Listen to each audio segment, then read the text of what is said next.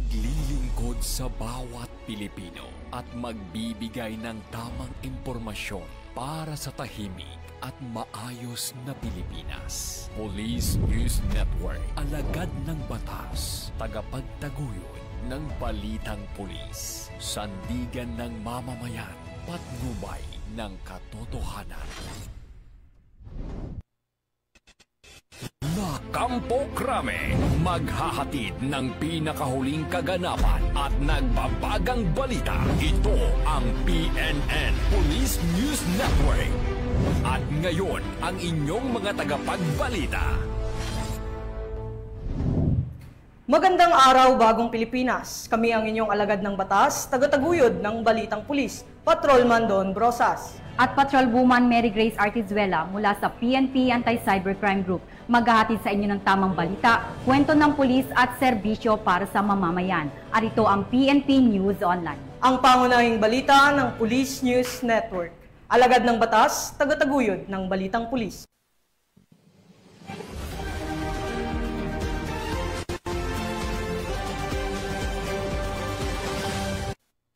Mga balitang dapat niyong abangan. Abot sa mahigit 200 milyong pisong halaga ng shabu, nasabat sa Bulacan. 2 iligal na paggawaan ng baril na diskubre sa Danau City.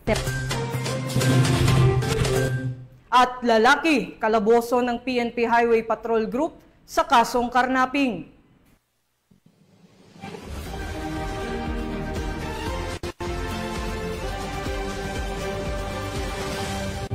Narito ang mga balitang hatid ng ating PNN correspondents mula sa iba't ibang panig ng bansa.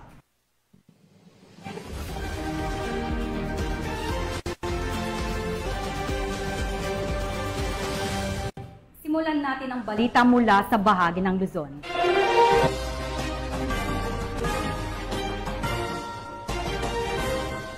Aabot sa 204 milyong pisong halaga ng shabu ang nakumpiska ng PNP at Philippine Drug Enforcement Agency.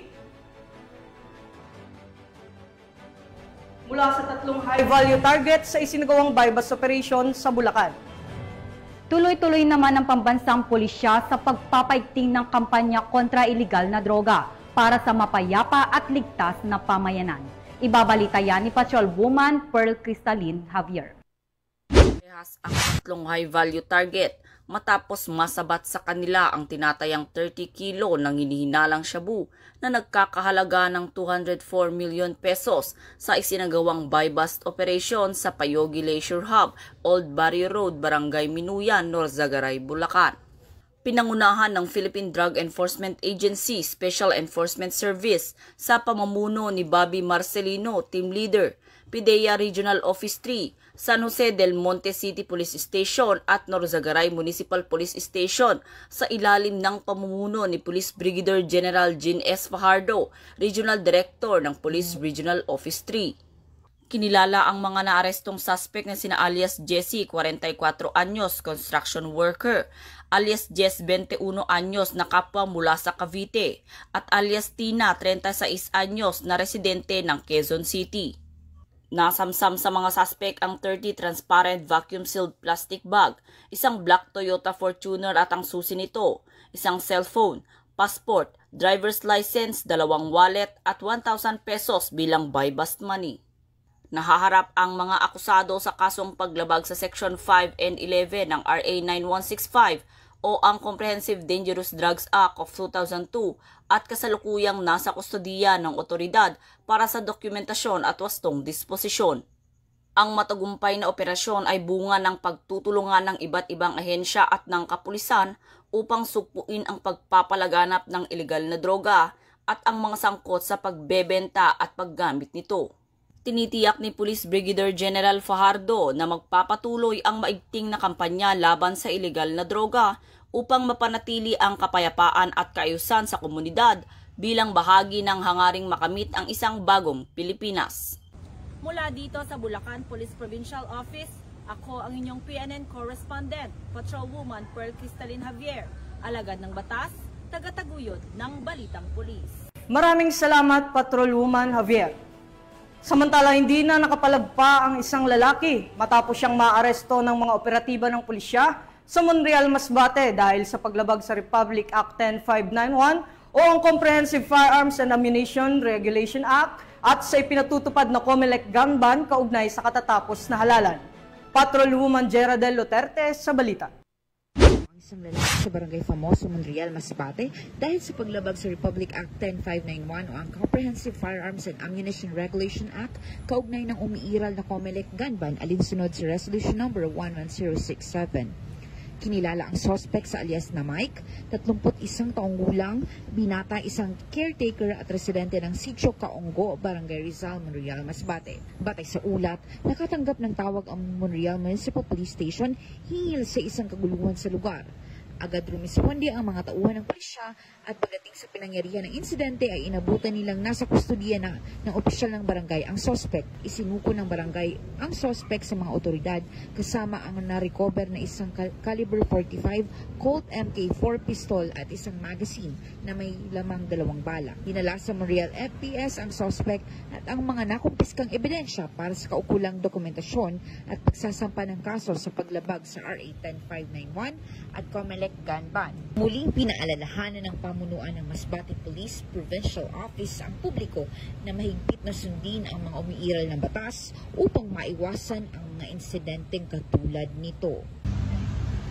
Mula dito sa Legazpi City, Albay, ako ang inyong PNN correspondent, Patrolwoman Geraldel Luterte, alagad ng batas, tagataguyod ng Balitang Pulis. Maraming salamat, Patrolwoman Luterte.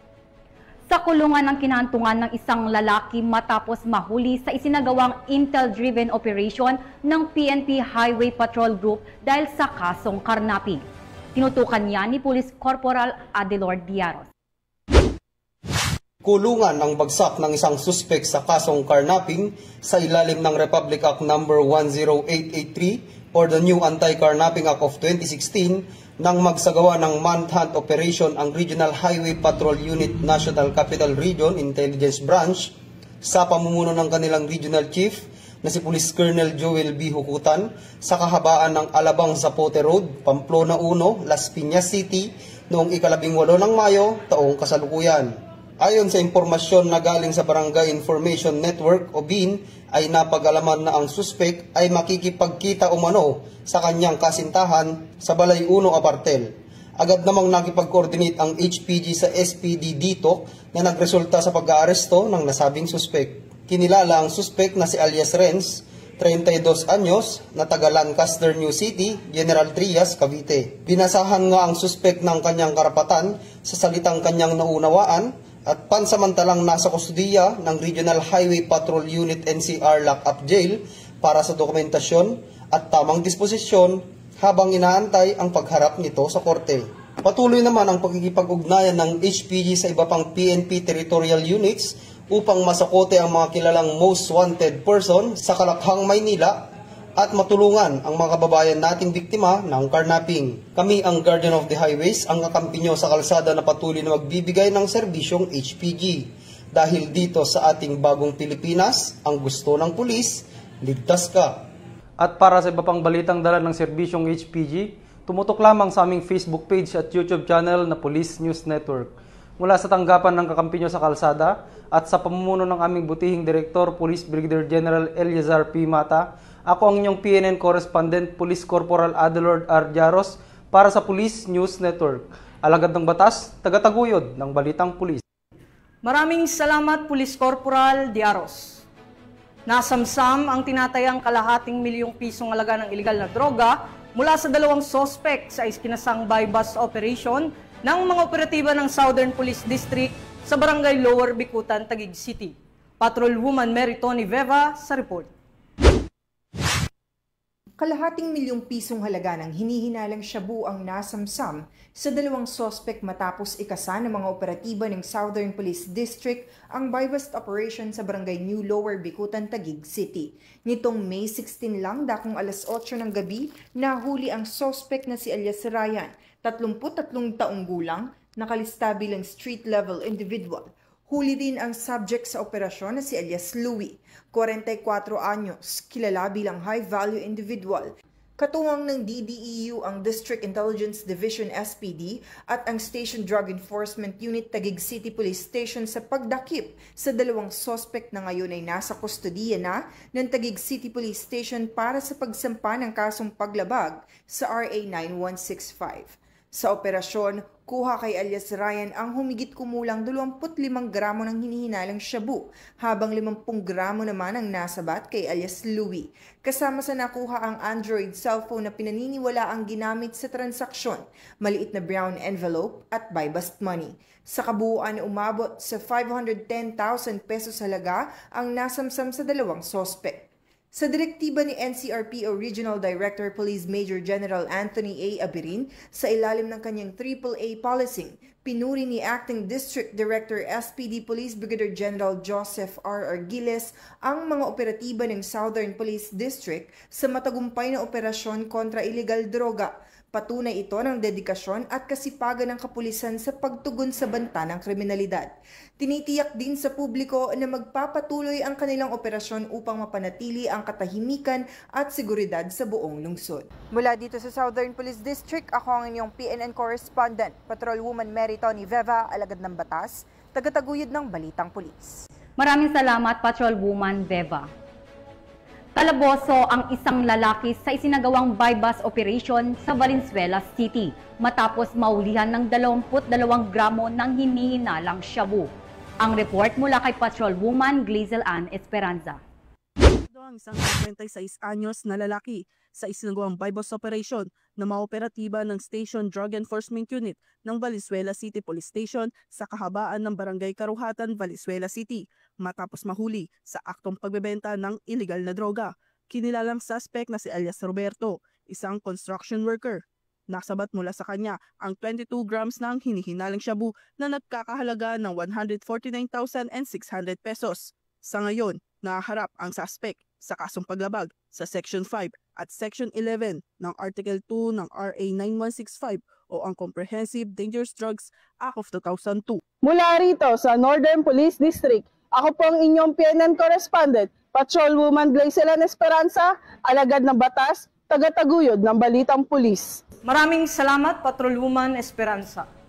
Samantala, isinagawa ng Regional Mobile Force Battalion ng NCRPO ang kanilang monthly rank inspection upang tiyakin ang disiplina at profesionalismo sa hanay ng kapulisan. Yan ang balitang hatid ni Patrolwoman Renalyn Tanggiak.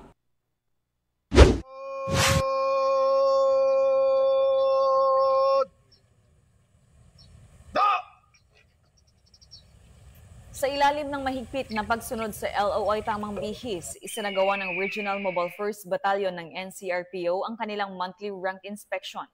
Layunin ng gawain ito na tiyaking ang bawat tauhan ay sumusunod sa tamang pagsuot ng uniforme at tumatalima sa kultura ng disiplina, kaayusan at profesionalismo sa hanay ng PNP. Sa isinagawang Police Information and Continuing Education, muling ipinaalala ni Police Lieutenant Melanio A. Tumitit Jr. ang 5 strategic directives ni Police Major General Anthony A. Abirin, Regional Director ng NCRPO. Binigyang diin naman ni Police Colonel Celso M. Rodriguez, Force Commander, ang kahalagahan ng AAA Strategic Framework ng Regional Director NCRPO, ang ABLE, Active at Allied, bilang gabay sa bawat kilos at gawin ng isang pulis, mapa-duty man o hindi. Mariin din ang kanyang paalala tungkol sa zero tolerance policy ng PNP laban sa anumang anyo ng misconduct, kapabayaan o paglabag sa mga alituntunin ng organisasyon. Dagdag pa rito, inatasan niya ang lahat ng kapulisan na alagaan ang mga police-issued equipment, gaya ng baril at sasakyan. Dapat anya gamitin lamang ang mga ito sa legal at opisyal na operasyon. Ang monthly rank inspection ng RMFB ay higit pa sa isang simpleng pag-inspeksyon ng uniforme. Isa itong malinaw na pahayag ng NCRPO sa profesionalisasyon ng hanay, pagtanggal sa mga pasaway at pagbabalik ng tiwala ng mamamayan sa pulisya. Mula dito sa RMFB NCRPO, ako po ang inyong Police News Network Correspondent, Patrolwoman Renalyn Tanggiak, alagad ng batas, tagataguyod ng Balitang Pulis.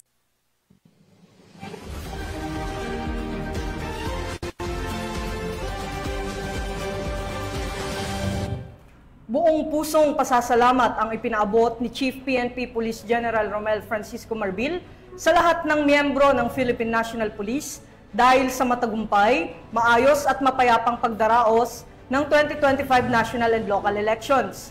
Ayon kay Police General Marbil, ang dedikasyon, sakripisyo at profesionalismo ng kapulisan ang naging pangunahing susi upang mapanatili ang katahimikan at kaayusan sa buong bansa habang isinasagawa ang halalan. Idineklara rin ng PNP na ang naturang eleksyon ay generally peaceful, orderly and secured. Bukod sa hanay ng PNP, kinilala rin ng PNP Chief ang mahalagang papel na ginampanan ng Armed Forces of the Philippines at Philippine Coast Guard. Ayon sa kanya, ang koordinadong aksyon at suporta mula sa mga nasabing ahensya ay nagbigay ng karagdagang lakas upang masiguro ang seguridad at kaayusan sa buong bansa. Patuloy namang hinihikayat ng pamunuan ng PNP ang publiko na makipagtulungan sa pagpapanatili ng kapayapaan sa post-election period at tiniyak na mananatiling alerto ang kapulisan para sa anumang banta sa seguridad. Nandito po ako para magpasalamat po sa inyo sa lahat ng ginawa natin ngayong eleksyon na to. It is the biggest turnout in the history ng Philippines natin na 85% of the registered voters went to the precinct and cast their votes. Sa atin po yan, sa mga lahat ng pulis natin, lahat pong tumulong sa atin from the AFP Coast Guard, maraming salamat po sa inyo lahat. Masasabi po natin na ang eleksyon na ito is generally peaceful, orderly, and secured. Ito po yung mga pulis natin pinaghirapan. Pinaghirapan po natin lahat. Nagkaroon tayo ng preparation. 100 days before election, we prepared. Lahat po kayo tumulong. Wala pong hindi po tumulong sa atin. Lahat ng pulis natin, inalay po natin buhay natin. Lahat ng pawis, ito po ang nagresulta. It is the biggest success on our part to ensure na yung tao po ng Pilipinas ay makakapunta po sa mga presinto and cast their votes. Maraming salamat po. After this, after the election, let's go back to our normal police duty. Kailangan po natin pakita na sinasabi po natin na eleksyon, although hindi natin nakuha yung zero violence ng eleksyon yan, but malapit po tayo sa katotohanan.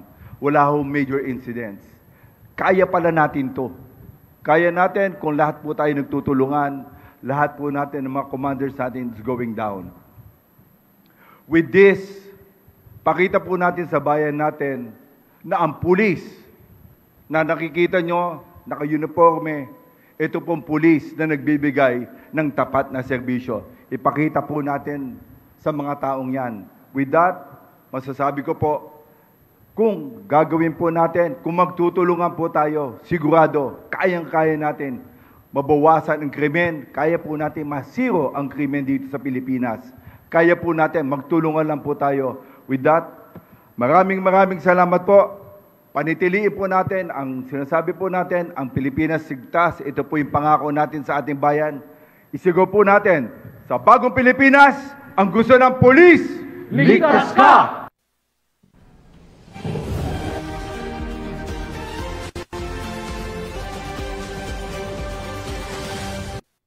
Tunghayan naman natin ang mga balita mula sa Visayas.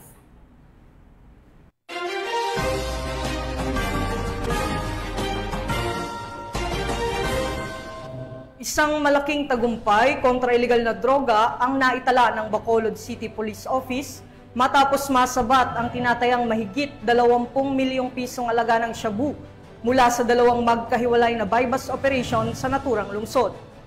Ang operasyon ay sinagawa sa magkahiwalay na lokasyon kung saan naaresto ang dalawang drug suspect. Ang detalye mula kay Patrolwoman Glidel Astrologo. Malaking tagumpay sa hanay ng pulisya at sa kanilang kampanya kontra kalakaran ng iligal na droga matapos ang matagumpay na operasyon ng Bacolod City Police Office. Nito lamang 18 ng Mayo taong kasalukuyan kung saan dalawang hinihinalang drug personality ang naaresto at nasa humigit kumulang 3,500 gramo ng hinihinalang shabu na nagkakahalaga ng tinatayang 23.8 million pesos ang nakumpiska sa isinagawang drug buy-bust operation ng City Drug Enforcement Unit ng Bacolod City Police Office sa pangunguna ni Police Lieutenant Colonel Antonio Benetes Jr. sa Country Home Subdivision, Barangay Estefania, Bacolod City, ay naaresto ang isang high-value target na nakilalang si alias Jom lalaki, walang trabaho at residente ng nasabing lugar. Umabot sa humigit kumulang 2,500 gramo ng hinihinalang shabu na nagkakahalaga ng tinatayang 17 million pesos ang nakuha mula sa suspect. Bukod pa rito ay nagsagawa rin ng hiwalay na operasyon ang Police Station 2 sa Purok Lampirong, Barangay 2 sa pamumuno ni Police Major Eugene Tolentino at Police Captain Genus David. Nahuli ang isang lalaking suspect na si alias Robert, residente ng Barangay Villamonte. Nasamsam mula sa kanya ang humigit kumulang 1,000 gramo ng hinihinalang shabu na tinatayang nagkakahalaga ng 6,800,000 pesos. Ang dalawang suspect ay kasalukuyang nasa kustudiya na ng pulisya at nahaharap sa kasong may paglabag sa Republic Act 9165 o ang Comprehensive Dangerous Drugs Act of 2002. Pinuri ni Bacolod City Police Office City Director Police Colonel Jeresti P. Coronica ang mga operatiba sa kanilang dedikasyon at ipinahayag ang patuloy na determinasyon ng BCPO sa pagsugpo ng iligal na droga. Aniya ay patuloy na magtatrabaho ang kapulisan sa Bacolod City upang panatilihing ligtas at payapa ang lungsod. Hinihikayat ng Bacolod City Police Office ang publiko na makiisa sa laban kontra iligal na droga sa pamamagitan ng pag-uulat ng kahina-hinalang aktibidad sa pinakamalapit na himpilan ng pulisya o sa kanilang mga hotline. Muli, pinatunayan ng Philippine National Police ang kanilang kahusayan at kahandaan sa pagtupad ng kanilang tungkulin para sa kapayapaan at kaligtasan ng mamamayan. Mula dito sa Police Regional Office 6, ako ang inyong PNN Correspondent, Patrolwoman Glidel Astrologo, alagad ng batas, tagataguyod ng Balitang Pulis. Maraming salamat, Patrolwoman Astrologo. Dalawang iligal na paggawaan ng baril ang nabisto at agad na binuwag ng mga otoridad sa magkahiwalay na raid na isinagawa sa Danau City, Cebu. Nakibalita dyan si Patrolwoman Flora May Asares. Nadiskubre at agad na binuwag ng Danau City Police Office ang dalawang iligal na paggawaan ng baril sa magkahiwalay na operasyon na isinagawa noong Mayo 16 at 17 ng taong kasalukuyan bilang bahagi ng pinaigting na kampanya kontra pagkalat ng mga hindi lisensyadong armas sa lungsod. Sa unang operasyon noong Mayo 16 sa Purok 5, Barangay Masaba, naaresto ang isang 46 anyos na lalaki dahil sa iligal na paggawa ng mga baril. Ayon sa ulat, nasamsam sa lugar ang mga hindi pa natatapos na pistola at pistol barrels, mga bala, firearm magazines at iba pang kagamitan gaya ng lath machine, grinder, welding machine at iba pang gamit sa metalworks. Samantala, sa sumunod na araw, Mayo 17, isang follow-up operation ang ikinasa sa sitio Patag, Barangay Manlayag, kung saan muling natuklasan ang isa pang tagong paggawaan ng baril. Tumakas ang sospek sa nasabing lugar at kasalukuyan ang pinaghahanap ng mga otoridad. Na-recover naman mula sa ikalawang site ang isang hindi pa nabubuong rifle, isang .22 caliber revolver, mga bala, magazines at kagamitang gamit sa paggawa ng armas. Ayon kay Police Colonel Jovito M. Atanasio, Acting Provincial Director ng Cebu Provincial Police Office, ang matagumpay na operasyon na ito ay patunay ng kanilang matibay na paninindigan laban sa mga iligal na aktibidad na nagbabanta sa kapayapaan ng komunidad. Ipinapakita nito ang hindi nila palalagpasin ang pagkalat ng mga iligal na armas sa lalawigan ng Cebu. Patuloy ang malawakang intelligence operations at law enforcement efforts ng Danau City Police upang tuluyang mawalang iligal na produksyon ng mga baril at mapanatili ang seguridad ng publiko. Mula dito sa Central Visayas, ako ang inyong Police News Network Correspondent, Patrolwoman Flora May Asares, alagad ng batas, tagataguyod ng Balitang Pulis. Maraming salamat, Patrolwoman Asares. Narito naman ang mga balita mula sa bahagi ng Mindanao.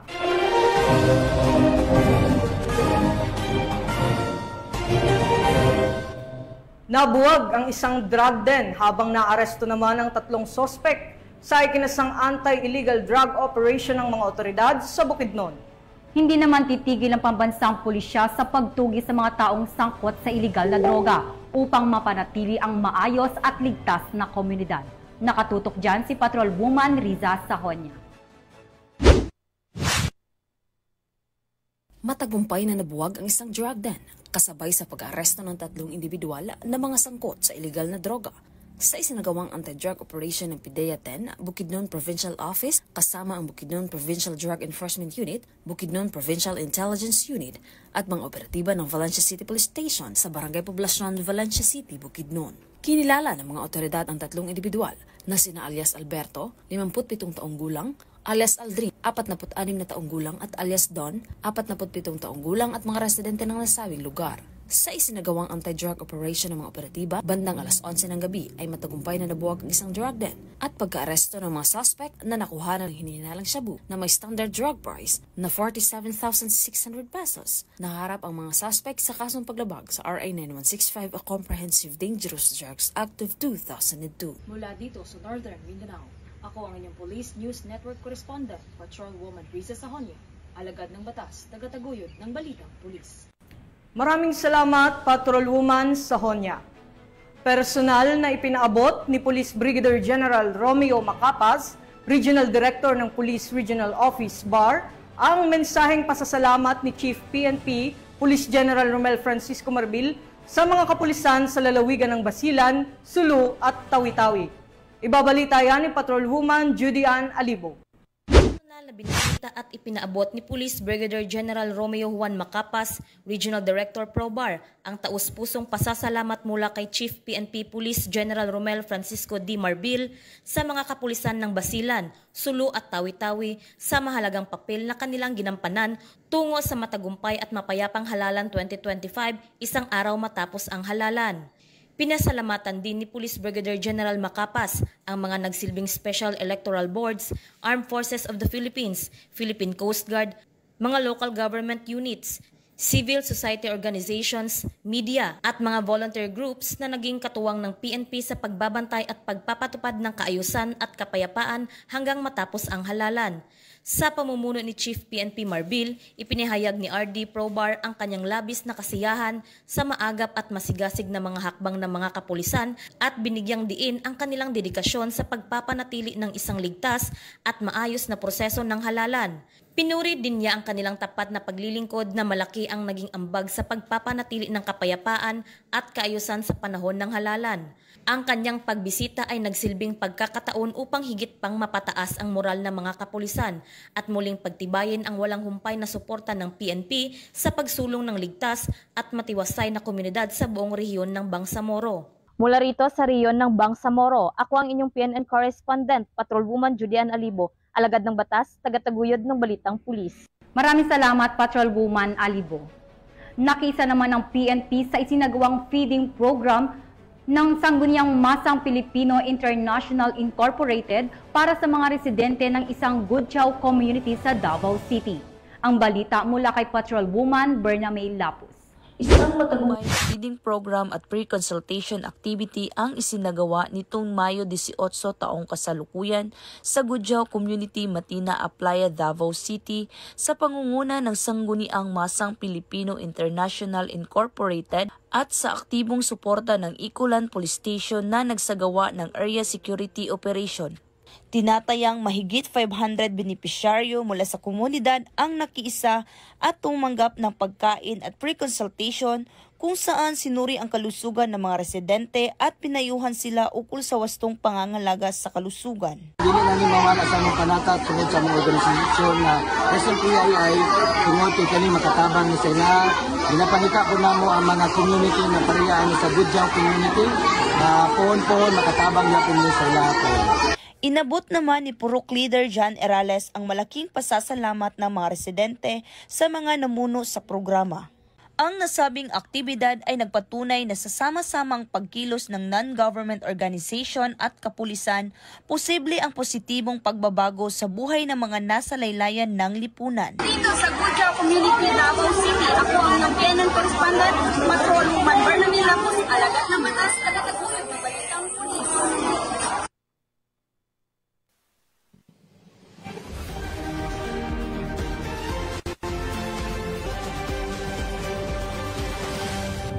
Maraming salamat, Patrolwoman Lapus. At yan ang mga balitang nakalap ng ating PNN correspondents mula Luzon, Visayas at Mindanao. At sa ngalan po ng pamunuan ng Philippine National Police, sa pangunguna ni Chief PNP Police General Romel Francisco Marbil at sa pamumuno ni President Ferdinand Bongbong Marcos Jr., kami ay maglilingkod sa bawat Pilipino at magbibigay ng tama at balanseng balita dahil dito sa bagong Pilipinas, ang gusto ng pulis, ligtas ka. Mula rito sa tanggapan ng tagapag-ugnay ng Pambansang Pulisya at sa pamumuno ng aming direktor na si Police Brigadier General Marvin Joe Saro, ako ang inyong alagad ng batas, tagataguyod ng Balitang Pulis. Ako po si Patrolman Don Brosas. At Patrolwoman Mary Grace Artizuela mula sa PNP Anti-Cybercrime Group. Maghahatid ng tamang balita, kwento ng pulis at serbisyo para sa mamamayan. At ito ang PNP News Online. Ang pangunahing balita ng Police News Network.